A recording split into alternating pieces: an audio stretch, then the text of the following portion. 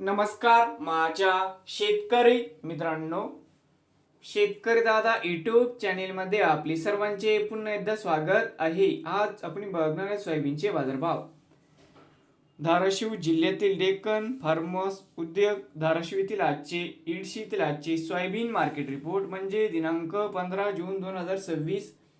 सर्व शेतकऱ्यांनी हा व्हिडिओ संपूर्णपणे बघा, कुठे स्किप करता। एडशी येथे आज सोयाबीनला 7030 रुपये क्विंटल। एडशी मध्ये आज सोयाबीनला बाजारभाव मिळत आहे। नवीन आले असाल तर शेतकरी दादा या यूट्यूब चॅनेलला सबस्क्राईब करा।